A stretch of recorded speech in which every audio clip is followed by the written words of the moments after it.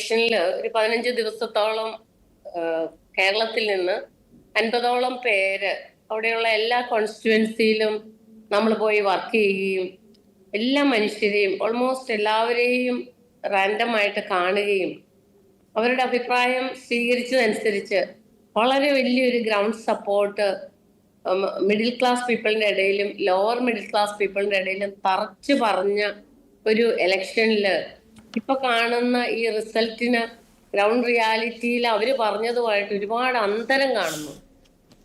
അതിന് ഒരുപാട് റീസൺ ചിലപ്പോൾ കാണുമായിരിക്കും. അതായത് അദ്ദേഹത്തെ വളരെ മോശമായിട്ട് ഒരു അഴിമതിക്കാരനാണെന്ന് ചിത്രീകരിക്കാൻ സാധിച്ചതിൽ ഒരുപക്ഷെ BJP വിജയിച്ചു കാണും. പക്ഷെ ജനങ്ങളുടെ ഇടയിൽ സഞ്ചരിച്ച് നമ്മൾ ഡേറ്റ ഒക്കെ എടുത്തപ്പോഴും നമുക്ക് മനസ്സിലായത് അവർ അദ്ദേഹത്തെ സപ്പോർട്ട് ചെയ്യുകയാണ്, അല്ലെങ്കിൽ ആം ആദ്മി പാർട്ടിയെ സപ്പോർട്ട് ചെയ്യുകയാണ്. ഡൽഹിയിലെ ജനങ്ങൾ ഉറച്ചു വിശ്വസിച്ചിരുന്നു ആം ആദ്മി പാർട്ടി തന്നെ അധികാരത്തിൽ വരും. ഇപ്പോഴും ആം ആദ്മിയുടെ ഓൾ ഇന്ത്യ എന്ന നിലയ്ക്ക് ആം ആദ്മി പാർട്ടിയുടെ ക്ഷേമ രാഷ്ട്രീയത്തെ ഗവേണൻസിലെ കൊണ്ട് തന്നെ അട്രാക്റ്റഡ് ആയ ഞങ്ങൾ ഓരോരുത്തരും വിശ്വസിക്കുന്നത് ഈ അരമണിക്കൂറിനുള്ളിൽ അത്ഭുതം സംഭവിക്കുമെന്ന് തന്നെയാണ്. കാരണം ഇത്രയേറെ ജനങ്ങളെ സഹായിച്ച, മിച്ച ബഡ്ജറ്റ് ഉണ്ടാക്കി, എല്ലാ തരത്തിലും ബേസിക് ആയിട്ടുള്ള വിപ്ലവം തന്നെ ഉണ്ടാക്കി അദ്ദേഹം ഇതില് എഡ്യൂക്കേഷനില്, ഹെൽത്ത് സെക്ടറില് ഇതെല്ലാം ഉണ്ടാക്കിയിട്ടും ജനങ്ങള് പോസിറ്റീവായിട്ട് ചിന്തിക്കുകയും പറയുകയും ചെയ്തിട്ടും റിസൾട്ട് വ്യത്യാസം വരികയാണെങ്കിൽ തീർച്ചയായിട്ടും അത് പരിശോധിക്കേണ്ടതുണ്ട്. ജനക്ഷേമ മുന്നേറ്റം മാത്രമായിരുന്നില്ല അവിടെ, ഡെമോക്രസിയെ സംരക്ഷിക്കുകയായിരുന്നു അദ്ദേഹം ഇത്ര കാലവും 10 വർഷവും അദ്ദേഹത്തിന്റെ പാർട്ടി രൂപീകരിച്ചതിന് ശേഷം. അത് മാത്രമല്ല, നമ്മുടെ ഭരണഘടനയെ സംരക്ഷിക്കലായിരുന്നു, മതേതരത്വത്തെ സംരക്ഷിക്കലായിരുന്നു. ഇതെല്ലാം ഉണ്ടായിട്ട് ജനങ്ങൾ പ്രീതികരമായ, ഞാനൊക്കെ അവിടെയാ പഠിച്ചത്, നോർത്ത് ഇന്ത്യയിലാണ് പഠിച്ചത്, നന്നായിട്ട് ഹിന്ദി സംസാരിക്കും. അവിടെ എല്ലാം ചെന്നപ്പോ എന്റെ ഫ്രണ്ട്സ്, എന്റെ ലെവലിലുള്ള ഫ്രണ്ട്സ്, എഡ്യൂക്കേറ്റഡ് ആയിട്ടുള്ളവരും എല്ലാവരും ഇത് തന്നെ വരണം, ഇത് ഇന്ത്യ മുഴുവൻ വ്യാപിക്കണം. കാരണം അദ്ദേഹത്തിന് ഇത്രയധികം ഒബ്ജക്റ്റീവ് ഉള്ള ഒരു ലീഡറെ ഇതിനു മുമ്പ് നമുക്ക് കാണാൻ സാധിച്ചിട്ടില്ല. എനിക്ക് ഒരു രാഷ്ട്രീയവും ഇല്ലായിരുന്നു റിട്ടയർ ചെയ്യുന്നത് വരെ. പക്ഷെ ഞങ്ങൾ ഒരുപാട് പേര് അതിലേക്ക് അട്രാക്റ്റഡ് ആയി ആം ആദ്മി പാർട്ടിക്ക് വേണ്ടി കേരളത്തിൽ വർക്ക് ചെയ്യുന്നവരാണ്. നമ്മള് ഇത് തന്നെ ഇത് എല്ലായിടത്തും വരണമെന്ന് ആഗ്രഹിച്ച് വർക്ക് ചെയ്യുന്നവരാണ്. ജനങ്ങളുടെ ഹിതത്തിന് വ്യത്യാസമായി റിസൾട്ട് വരുന്നുണ്ടെങ്കിൽ തീർച്ചയായിട്ടും നമ്മൾ ഇത് പരിശോധിക്കപ്പെടേണ്ടതുണ്ട്. സ്ത്രീകളെ കരുതി സ്ത്രീകൾക്ക് മൊബിലിറ്റി ഉണ്ടാക്കുക എന്ന് പറഞ്ഞ എംപവർമെന്റ് ഓഫ് ഫീമെയിലിൽ നമ്മൾ പറയുന്നത് സ്ത്രീകൾക്ക് അഭിപ്രായ സ്വാതന്ത്ര്യം, സ്ത്രീകൾക്ക് മൊബിലിറ്റി, സ്ത്രീകൾക്ക് എന്താ പറയുന്നത്, പണം കൈകാര്യം ചെയ്യാനുള്ള ഒരു അവസരം, ഇതൊക്കെ സൊസൈറ്റിയിൽ കൊടുക്കുമ്പോൾ വളരെയധികം കോർഡിനേഷനുള്ള, അല്ലെങ്കിൽ ഫാമിലിയിലും സൊസൈറ്റിയിലും വളരെയധികം ഉയർന്ന് പ്രവർത്തിക്കാൻ ശേഷിയുള്ള സ്ത്രീകളെ എല്ലാ പാർട്ടികളും സമൂഹം തന്നെയും ഒതുക്കി നിർത്തിയപ്പം സ്ത്രീകളെ മുൻപോട്ട് കൊണ്ടുവരാനായിട്ട് അദ്ദേഹത്തിന്റെ പദ്ധതികൾ തന്നെ ഉണ്ടായിരുന്നു. അതിലൊക്കെ എത്രമാത്രം ആകൃഷ്ടരായ ജനങ്ങള് ഡൽഹിയിലും ഇന്ത്യ മുഴുവനിലും ഉണ്ട്. എന്നിട്ടും ഈ റിസൾട്ട് തീർച്ചയായിട്ടും നമ്മളെ അതിശയിപ്പിക്കുന്നതാണ്. ഇത് വളരെയധികം നിരാശാജനകമായ ഒരെണ്ണമാണ്. എങ്കിലും റിസൾട്ട് ഫൈനൽ ആകാതെ നമുക്കൊന്നും പറയാൻ പറ്റില്ല. തീർച്ചയായിട്ടും മുമ്പോട്ട് കയറി വരും എന്ന് തന്നെയാണ് ഞാൻ വിശ്വസിക്കുന്നത്. അങ്ങ് പറഞ്ഞതുപോലെ ആം ആദ്മി പാർട്ടി വളരെ ജനക്ഷേമകരമായിട്ടുള്ള പല പദ്ധതികളും ഡൽഹി ജനതയ്ക്ക് നൽകിയിരുന്നു. പ്രത്യേകിച്ച് വിദ്യാഭ്യാസ മേഖല, വൈദ്യുതി സൗജന്യമാക്കൽ, അങ്ങനെ നിരവധി പദ്ധതികൾ നൽകിയിരുന്നു. അത് തീർച്ചയായിട്ടും ഒരു യാഥാർത്ഥ്യം തന്നെയാണ്. പക്ഷേ എങ്കിൽ പോലും ഈ എലക്ഷൻ അടുക്കുമ്പോൾ ഈ പ്രതിപക്ഷ വോട്ടുകൾ ഭിന്നിച്ചു പോയത് വളരെ പ്രധാനപ്പെട്ട ഒരു ഘടകം തന്നെയാണ്. നമുക്ക് ഇന്ത്യ മുന്നണിക്കിടയിൽ തന്നെ അങ്ങോട്ടും ഇങ്ങോട്ടും മത്സരിക്കുന്ന ഒരു ഘടകം. മറുസൈഡ് നമുക്ക് ലോക്സഭാ തെരഞ്ഞെടുപ്പിൽ നമുക്കറിയാം, ഈ പ്രതിപക്ഷ കക്ഷികളുടെ ഒരു ഏകീകരണം സംഭവിച്ചപ്പോൾ BJP ഒന്ന് വേർക്കുന്ന ഒരു അവസ്ഥയിലേക്ക് കാര്യങ്ങൾ എത്തിക്കാൻ സാധിച്ചു. പക്ഷേ ഇപ്പോൾ ഒരു BJP വിരുദ്ധ വോട്ടുകൾ പല കോണുകളിലായിട്ട് ഭിന്നിച്ചു പോകുന്നു. ഒരു പോർഷൻ കോൺഗ്രസിന് ലഭിക്കുന്നു, ഒരു പോർഷൻ ആം ആദ്മി പാർട്ടിക്ക് ലഭിക്കുന്നു. ആം ആദ്മി പാർട്ടിയെ തൃണമൂൽ കോൺഗ്രസും മറ്റ് ചില പാർട്ടികളും പിന്തുണയ്ക്കുന്നു, ചില പോർഷൻ BSPക്ക് പോകുന്നു. അതൊരു പ്രധാനപ്പെട്ട ഒരു ഘടകം ആയിരുന്നില്ല? ഈ പ്രതിപക്ഷത്തിൻ്റെ ഒരു ഭിന്നത അത് വലിയൊരു ഫാക്ടർ ആകാനുള്ളൊരു സാധ്യതയില്ലേ? BJP ഏതെങ്കിലും കാരണവശാൽ ജയിക്കുകയാണെങ്കിൽ അതിന്റെ ക്രെഡിറ്റ് മുഴുവനും കോൺഗ്രസിന് കൊടുക്കാൻ ഞാൻ ആഗ്രഹിക്കുകയാണ്.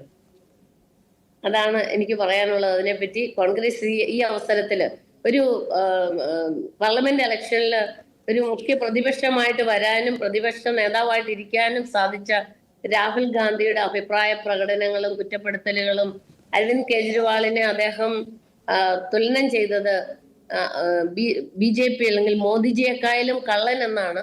എന്നിട്ട് മോദിജി ജയിക്കാനായിട്ട് അദ്ദേഹം സഹായം കാണിച്ചെങ്കിൽ ഇവരുടെ നിലപാട് എന്താണെന്ന് സാധാരണക്കാരിയായ എന്നെ സംബന്ധിച്ചിടത്തോളം എനിക്ക് വലിയ അത്ഭുതം തോന്നി. കാരണം ഇന്ത്യൻ നാഷണൽ കോൺഗ്രസിനെ നമ്മൾ എന്നും ബഹുമാനിച്ചിരുന്നു. ഇന്ത്യ ഒട്ടാകെ ഇന്ത്യൻ നാഷണൽ കോൺഗ്രസിനെ ഉള്ളിൽ ബഹുമാനിക്കാത്ത ആരുമില്ല. പക്ഷെ അവരുടെ പ്രവൃത്തികൾ, അവരുടെ രാഷ്ട്രീയം ജനങ്ങൾക്ക് വേണ്ടി അല്ലാതെ ആയ അവസരത്തിലാണ് ഒരു ഒരു ഓൾട്ടർനേറ്റീവ് ആയിട്ട് ആം ആദ്മി പാർട്ടി വരികയും അതിനെ ഒരുപാട് വർഷം വീക്ഷിച്ച ശേഷം നമ്മൾ പൊളിറ്റിക്സിലല്ലാതെ ഇപ്പൊ കേരളത്തിലൊക്കെ ആണെങ്കിൽ സാറിന് കാണാൻ സാധിക്കും, ഇതിലുള്ള എല്ലാ പ്രവർത്തകരും തന്നെ ഓൾമോസ്റ്റ് ഓൾ ദി 90% വോളണ്ടിയേഴ്സ് നല്ല പ്രൊഫഷണൽ സെക്ടറിൽ നിന്ന്, എഡ്യൂക്കേറ്റഡ് സെക്ടറിൽ നിന്ന് ഒരു പാർട്ടിയോടും അങ്ങനെ പ്രത്യേക മമതയില്ലാതെ ജനങ്ങൾക്ക് ക്ഷേമം വരണം, നന്മ വരണം, അല്ലെങ്കിൽ മറ്റ് വികസിത രാജ്യങ്ങളെ പോലെയുള്ള ഒരു രാജ്യം ഇന്ത്യയിൽ ഉണ്ടാവണം, പ്രത്യേകിച്ച് കേരളത്തില്. അദ്ദേഹത്തിന്റെ അഭിപ്രായത്തിൽ കേരളം യൂറോപ്പ് പോലെ ജീവിക്കേണ്ട ഒരു രാജ്യമാണെന്ന് അവർ. ഇത്രയധികം റിസോഴ്സസ് ഉള്ള, എഡ്യൂക്കേഷൻ ഉള്ള, സ്ത്രീകൾക്ക് കുറെയെങ്കിലും ഒക്കെ സ്വാതന്ത്ര്യമുള്ള. ഞാൻ നോർത്ത് ഇന്ത്യയിൽ പഠിച്ചതാണല്ലോ, അവിടെ ഒരു ക്വാളിറ്റി ഇല്ല. പിന്നെ തന്നെയല്ല, നമ്മളുടെ പ്രവർത്തകരെ പോലും BJP പ്രവർത്തകര്, മനീഷ് സിസോദിയയുടെ മണ്ഡലത്തിന്റെ പേര് ഞാൻ ഓർക്കുന്നില്ല, അദ്ദേഹത്തിന്റെ മണ്ഡലത്തില് ചങ്ങനാശ്ശേരിയിൽ നിന്ന് വന്ന ഞങ്ങളുടെ കൂടെ വന്ന ഒരു പ്രിൻസ് മാമൂട്ടിൽ, സ്റ്റീഫൻ എന്ന് പറഞ്ഞ അവരെയൊക്കെ മർദ്ദിക്കുകയുണ്ടായി. നമ്മൾ നോട്ടീസ് കൊടുക്കാൻ നമ്മൾ പൈസ കൊടുത്തില്ലേ എന്ന് പറഞ്ഞിട്ട് മർദ്ദിക്കുകയുണ്ടായി. തന്നെയല്ല, അവര് ചേരി പ്രദേശത്തു നിന്ന് അവരെ വോട്ട് ചെയ്യാനായിട്ട് ഇറക്കാതെ ഭയപ്പെടുത്തി വെച്ചിരിക്കുന്ന ഒരവസ്ഥ നമുക്ക് അവര് പറയുകയുണ്ടായി നമ്മളോട്. യെസ്, മറ്റൊരു കാര്യം കൂടി ഡോക്ടർ സലീം ഫിലിപ്പ്, അങ്ങ് പറഞ്ഞു ഇപ്പം ആം ആദ്മി പാർട്ടി നിരവധി ക്ഷേമ പ്രവർത്തനങ്ങൾ അവിടെ ചെയ്തു. പക്ഷേ ഈ ദില്ലിയുടെ ഒരു കോർ ഇഷ്യൂ അവിടെ ഇപ്പോഴും പരിഹരിക്കപ്പെടാതെ പോകുന്നു എന്നൊരു ആരോപണം BJPയും ഒപ്പം തന്നെ കോൺഗ്രസും അവിടെ ഉന്നയിക്കുന്നുണ്ട്. ഈ മാലിന്യ പ്രശ്നം കഴിഞ്ഞ വർഷങ്ങളിലൊക്കെയാണ് ഡൽഹി ഒരു ഗ്യാസ് ചേംബറായി മാറുന്ന ഒരു പ്രശ്നം. അത് ദില്ലിയുടെ മാത്രം ഒരു പ്രശ്നമല്ല. നമുക്കറിയാം പഞ്ചാബിൽ നിന്നുള്ള ആ ഒരു കാർഷിക വിളകളുടെ ഒരു വേസ്റ്റ് കത്തിക്കുന്ന വിഷയം, അങ്ങനെ പല പ്രശ്നങ്ങളുണ്ട്. പക്ഷേ എങ്കിൽ പോലും ഈ ജനങ്ങളുടെ ഒരു നീറുന്ന പ്രശ്നമായി മാറുന്ന ഈ മാലിന്യ പ്രശ്നത്തിൽ ഒരു ശാശ്വത പരിഹാരം കണ്ടെത്താൻ സാധിക്കുന്നില്ല. യമുനയുടെ ഒരു ശുദ്ധീകരണം 2020 അരവിന്ദ് കെജ്രിവാൾ നടത്തിയ വലിയൊരു വാഗ്ദാനം തന്നെയായിരുന്നു. പക്ഷേ അത് നടപ്പാക്കാൻ സാധിക്കാത്തതിൻ്റെ കാരണം അദ്ദേഹം ചൂണ്ടിക്കാണിച്ചത് കോവിഡും മറ്റ് ഈ ലഫ്റ്റനന്റ് ഗവർണറുമായി ബന്ധപ്പെട്ട പല പ്രശ്നങ്ങളൊക്കെ ചൂണ്ടിക്കാണിക്കുന്നുണ്ട്. അപ്പോൾ ഈ മാലിന്യ പ്രശ്നം പരിഹരിക്കാത്തത് ഒരു തിരിച്ചടിയായിട്ട് അങ്ങേക്ക് തോന്നുന്നുണ്ടോ? ഇത് നമുക്കറിയാം, ഞാൻ മനസ്സിലാക്കിയെടുത്തോളം അരവിന്ദ് കെജ്രിവാൾജിയുടെ എല്ലാ പ്രസംഗങ്ങളും എല്ലാ ചാനലുകളും എല്ലാം എന്നും കാണും. കാരണം നമ്മൾ വലിയൊരു പൊളിറ്റീഷ്യൻ അല്ലല്ലോ. അപ്പൊ നമ്മളിത് അറിവ് സമ്പാദിക്കുക എന്നുള്ളത് ഒരു ലക്ഷ്യം വെച്ചിട്ട് ഇതിനെപ്പറ്റി കൂടുതലായിട്ട് കേൾക്കുകയും വായിക്കുകയും അറിയുകയും ഒക്കെ ചെയ്യുന്ന അവസരത്തില് ഇത് ഈ 75 വർഷം അല്ലെങ്കിൽ 76 വർഷം കൊണ്ട് ഉണ്ടാക്കിയ ചെളി അല്ലെങ്കിൽ മാലിന്യങ്ങള് അല്ലെങ്കിൽ പൊല്യൂഷൻ നമുക്കൊരു ചുരുങ്ങിയ കാലം കൊണ്ട് തീർക്കാൻ പറ്റില്ല. നമുക്ക് തന്നെ വീടുകളിൽ പോയി കുഞ്ഞു കാര്യങ്ങൾ ഇപ്പോൾ നമുക്കറിയാം.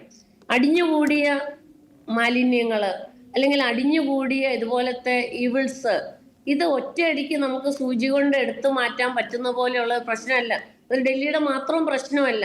ഡൽഹിയിൽ വരുന്ന പൊല്യൂഷൻ എന്ന് പറഞ്ഞാൽ സമീപ സംസ്ഥാനങ്ങളിൽ നിന്നെല്ലാം വരുന്ന പൊല്യൂഷനാണ്. ആ പൊല്യൂഷനെ നമ്മൾ ഫേസ് ചെയ്യേണ്ടത് ഒരു ഡൽഹി പകുതി മാത്രം ഭരണ സംവിധാനമുള്ള ഒരു സ്റ്റേറ്റ് ഗവൺമെന്റ് മാത്രമല്ല. ഇതിനൊപ്പം ജോയിന്റ് ആയിട്ടുള്ള ഒരു എഫേർട്ട് സെൻട്രൽ ഗവൺമെന്റ് ഭാഗത്തു നിന്നും അടുത്തുള്ള സംസ്ഥാനങ്ങളുടെ ഭാഗത്തു നിന്നും എല്ലാം ഉണ്ടാകണം. പഞ്ചാബിൽ ഭരണമുള്ളത് കൊണ്ട് അവിടുത്തെ കുറച്ച് ദേഹർക്ക് കുറയ്ക്കാനായിട്ട് സാധിച്ചിട്ടുണ്ട്. രണ്ടാമത്തെ കാര്യം സാർ പറഞ്ഞതുപോലെ ഈ കോവിഡ് പ്രശ്നം ഒരു വലിയ പ്രശ്നം തന്നെയായിരുന്നു. അതുപോലെ ഇത്രയും നേതാക്കന്മാരെ 5 പേരെ, അതും chief minister, deputy chief minister, education minister, health minister, ഇത്രയും പേരെ ജയിലിലടക്കുകയും സദാസമയം ഒരു കാര്യം ചെയ്യുമ്പോൾ നമ്മളെ പ്രഷറൈസ് ചെയ്യുകയും നമ്മളെ ഒരു കാര്യം ചെയ്യാൻ അനുവദിക്കാത്തവരും ചുറ്റോട് ചുറ്റും നമുക്ക് പ്രശ്നം ക്രിയേറ്റ് ചെയ്തുകൊണ്ട് ഡൽഹി ജനതയ്ക്ക് ബുദ്ധിമുട്ടുകൾ ഉണ്ടാക്കിയത് LGM സെൻട്രൽ ഗവൺമെന്റും തന്നെയാണ്. ഇവിടുത്തെ ഓരോ നേതാക്കന്മാരും ജനങ്ങളെ സേവിക്കാനായിട്ട് തയ്യാറായി. ഇപ്പൊ ഞങ്ങളെപ്പോലെയൊക്കെ തന്നെ യാതൊരു ഫലേച്ഛയും ഇല്ലാതെ, യാതൊരു സ്വാർത്ഥ താല്പര്യവും ഇല്ലാതെ ജനങ്ങൾക്ക് നമുക്ക് കിട്ടിയ പ്രിവിലേജ് അല്ലെങ്കിൽ പ്രിവിലേജ്ഡ് ആയിട്ട് ഒരു ഗ്രൂപ്പിന് കിട്ടിയ അതൊക്കെ സാധാരണ ജനങ്ങൾക്ക് അല്ലെങ്കിൽ ലോവർ മിഡിൽ ക്ലാസ്സിലുള്ളവർക്ക്, താഴെ തട്ടിലുള്ളവർക്ക് കിട്ടണമെന്ന ആഗ്രഹത്തോടുകൂടി പ്രവർത്തിച്ച ലീഡേഴ്സാണ്. ഇത്രയധികം ലീഡേഴ്സിനെ ജയിലിൽ അടച്ച ഏതെങ്കിലും സംഭവം ഇതിനു മുമ്പ് സ്വതന്ത്ര ഇന്ത്യയുടെ ചരിത്രത്തിൽ ഉണ്ടായിട്ടുണ്ടോ? ഇതൊക്കെ പരിശോധിക്കപ്പെടേണ്ടതാണ്. എല്ലാവരും അതിനെപ്പറ്റി ചിന്തിക്കേണ്ടതാണ്. ഇതൊരു വലിയ സമയമാണ് അതിനെപ്പറ്റി ചിന്തിക്കാനായിട്ട് എന്നാണ് എനിക്ക് പറയാനുള്ളത്. തന്നെയല്ല, യമുന പദ്ധതിയൊക്കെ എത്ര മനോഹരമായിട്ടാണ് അദ്ദേഹം പറയുന്നത്. എവിടുന്നാണ് വെള്ളം? അവിടെ വെള്ളത്തിന് ഭയങ്കര സ്കേഴ്സിറ്റി ഉണ്ട്. വളരെ സ്കേഴ്സിറ്റി വെള്ളമുള്ള യമുന നദി മാത്രം ഡിപ്പെൻഡ് ചെയ്യുന്ന ഇവിടെ 44 നദികളുണ്ടായിട്ട് ഞാൻ ഈ കോട്ടയത്ത് കളക്ടറേറ്റ് തൊട്ട് മുമ്പിലാണ് താമസിക്കുന്നത്. എന്റെ തൊട്ടപ്പുറത്തുള്ള ഫ്ലാറ്റിലെ മഴക്കാലത്ത് ജൂണില് പെരുമഴയത്ത് ടാങ്കർ ലോഡി വെള്ളം അടിക്കുന്ന ഞാൻ കണ്ടിട്ടുണ്ട്. അങ്ങനെയുള്ള ഒരു അവസരത്തിലാണ് ഞാൻ ഇങ്ങനെ കണ്ണ് നിറഞ്ഞു നോക്കി നിന്നുണ്ട്. 20,000 യൂണിറ്റ് വെള്ളം എല്ലാവർക്കും ഫ്രീ കൊടുക്കാൻ മാത്രം. പിന്നെ എല്ലാ സ്ഥലത്തും പൈപ്പ് ലൈൻ എത്തണമെങ്കിൽ ഇദ്ദേഹം പറയുന്ന പോലെ കറണ്ട് ഉള്ളതുപോലെ 24 മണിക്കൂറും കറണ്ട് അവിടെ കിട്ടും. ഒരു മിനിറ്റ് പോലും കറണ്ട് പോകത്തില്ല. ഇൻവെർട്ടറിനൊന്നും അവിടെ ഇപ്പൊ സ്ഥാനമില്ല. വെള്ളം അങ്ങനെ കിട്ടണമെങ്കിൽ ആദ്യമായിട്ട് സീവേജ് സിസ്റ്റം നന്നാക്കണമായിരുന്നു. ഇപ്പൊ നമ്മുടെ കേരളത്തിലെ പെരിയാർ റിവറിലേക്ക് എന്റെ റിസർച്ച് അതിലായിരുന്നു. 40 കമ്പനികളുടെ ഔട്ട്ലെറ്റ് നദിയിലേക്ക് ഡയറക്റ്റ് തുറക്കുന്നുണ്ട്. അതുപോലെ ഡൽഹിയിലും ഹരിയാന മുതൽ പല പല കമ്പനികളുടെ ഫാക്ടറികളുടെ ഔട്ട്ലെറ്റ് ഹരിയാനയില് യമുനയിലേക്ക് തുറക്കുന്നുണ്ട്. അപ്പൊ ആദ്യമേ ചെയ്യേണ്ടത് സീവേജ് പൈപ്പ് കറക്റ്റ് ആക്കുക, അതിനെ എന്ത് ചെയ്യുക, ന്യൂട്രൽ ആക്കുക, അല്ലെങ്കിൽ അതിനെ സ്റ്റെറിലൈസ് ചെയ്യുക, റീസൈക്കിൾ ചെയ്യുക എന്നുള്ളതാണ്. അപ്പൊ അത് ഒരു പരിധിവരെ സാധിച്ചു. തന്നെയല്ല, നദീത തട്ടങ്ങളിലെല്ലാം നിറച്ചു വെള്ളം, പൈപ്പ് ഇറക്കിയാൽ ഉടനെ വെള്ളം പമ്പ് ചെയ്ത് വരും. ആ വെള്ളം എടുത്തപ്പോഴാണ് അവർക്ക് മനസ്സിലായത് അതിൽ ഒരുപാട് അമോണിയ കണ്ടന്റ് കൂടുതലുണ്ട്. അമോണിയ കണ്ടന്റ് കൂടുതലുണ്ടെങ്കിൽ അമോണിയ കണ്ടന്റ് മാറ്റാതെ ജനങ്ങളിൽ അത് എത്തിച്ചു കഴിഞ്ഞാൽ അത് ഒരുപാട് ഹെൽത്ത് ഇഷ്യൂസ് ഉണ്ടാക്കും ജനങ്ങളിൽ. അപ്പൊ ഡി അമോണിഫിക്കേഷൻ പ്ലാന്റ് തന്നെ ഉണ്ടാക്കി. ഈ ഡി അമോണിഫിക്കേഷൻ പ്ലാന്റ് ഉണ്ടാക്കി അമോണിയയെ ഇല്ലാതെയാക്കി. അല്ലെങ്കിൽ അമോണിയയുടെ ലെവല് 2 ppm അല്ലെങ്കിൽ 1 ppm നിന്ന് കുറച്ച് വന്നപ്പോഴാണ് അവർക്ക് മനസ്സിലായത് ഇതിനകത്ത് സോൾട്ട് കണ്ടന്റും ഉണ്ട്. അപ്പൊ സോൾട്ട് കണ്ടന്റ് മാറ്റാനായിട്ട് വേറെ പ്ലാന്റ് ഉണ്ടാക്കി. ഇനി പ്ലാന്റ് ഉണ്ടാക്കി വെള്ളം ഇതുപോലെ വൃത്തിയാക്കി നമ്മൾ കളക്ട് ചെയ്താൽ മാത്രം പോരല്ലോ, അത് ഓരോ സ്ഥലത്തും എത്തണമെങ്കിൽ പൈപ്പ് ലൈൻ ഇടണം. ആ പൈപ്പ് ലൈൻ ഇട്ട് ഓരോ സ്ഥലത്തും എത്തിക്കണം. അതിന്റെ ഒരു 70% വർക്ക് അവർ ചെയ്തു. ഈ അഡ്വേഴ്സ് കണ്ടീഷനിലും ഓൾ ദിസ് അഡ്വേഴ്സ് സിറ്റുവേഷൻസ് ഈ BJPയുടെ മുക്കിന് താഴെ LG ഉണ്ടാക്കുന്ന ക്രമക്കേടുകൾ കൂടാതെ ഇവരെ ജയിലിലടിച്ചു, കോവിഡ് വന്നു. ഇതിനൊക്കെ ഉള്ളിൽ നിന്നുകൊണ്ട് 70% സ്ഥലങ്ങളിൽ വെള്ളം എത്തിക്കാൻ സാധിച്ചു എന്ന് പറയുന്നത് ഗവൺമെന്റിന്റെ ഭരണ നേട്ടം തന്നെയല്ലേ. അതിനൊന്നും നമ്മൾ കുറച്ച് കാണാൻ സാധിക്കില്ല. പക്ഷെ റിസൾട്ട് അതിന് അഗെയിൻസ്റ്റ് ആയിട്ട് വരുമ്പോൾ തീർച്ചയായിട്ടും മറ്റു കാര്യങ്ങൾ നമ്മൾ ശ്രദ്ധിക്കേണ്ടതുണ്ട് എന്നാണ് എനിക്ക് മനസ്സിലാകുന്നത്. യെസ്, വളരെ നന്ദി ഡോക്ടർ സലീം ഫിലിപ്പ് ഈ ഒരു ഘട്ടത്തിൽ പ്രതികരിച്ചത്. തീർച്ചയായിട്ടും ആം ആദ്മി പാർട്ടി ഈ ഒരു ഘട്ടത്തിൽ പിന്നിലാണ്. പക്ഷേ അങ്ങ് ആ ഒരു വിജയിക്കുന്നുള്ള ആത്മവിശ്വാസം കൈവിടുന്നില്ല. പക്ഷേ എങ്കിൽ പോലും പരാജയത്തിലേക്ക് പോവുകയാണെങ്കിലും പരാജയത്തിലേക്ക് നയിച്ച ഒരു കാര്യം കൂടെ പറയാനുണ്ട്. എങ്ങാനും ആം ആദ്മി പാർട്ടി പരാജയപ്പെട്ടെങ്കിലും കോൺഗ്രസിന്റെ ഗതി ആം ആദ്മി പാർട്ടിക്ക് ഉണ്ടാവില്ല. കാരണം നമ്മുടെ ഇവിടെ നമ്മൾ എന്തോരം പരിശ്രമിക്കുന്ന ചെറുപ്പക്കാരെ രാഷ്ട്രീയത്തിലേക്ക് കൊണ്ടുവരാനായിട്ട് ഇതിനൊക്കെ നിരന്തരം ഇറങ്ങി പ്രവർത്തിക്കുന്നുണ്ട്. കാരണം ജനങ്ങൾ അവിടെ നല്ലൊരു ഗ്രൗണ്ട് ലെവലില് ചെറുപ്പക്കാര്, സ്ത്രീകള്, കുട്ടികള്, കുടുംബങ്ങള് ഇതിന്റെ വെൽഫെയറിൽ അല്ലെങ്കിൽ ഇവരോട് വിശ്വാസമുണ്ട്. ആം ആദ്മി പാർട്ടി വിശ്വസിക്കുന്ന ജനങ്ങളെ നമുക്ക് അവിടെ കാണാൻ സാധിക്കും. ആ ആത്മവിശ്വാസമുള്ള ജനങ്ങൾ അവിടെ ഉള്ളപ്പം തൽക്കാലം ഏതെങ്കിലും ട്രിക്കിലൂടെ തോൽപ്പിക്കാൻ ഇവർക്ക് സാധിച്ചാൽ തന്നെ അവര് തീർച്ചയായിട്ടും ഉയർത്തെഴുന്നേറ്റ് വരും എന്നുള്ളതിന് യാതൊരു സംശയമില്ല. That's the ground reality.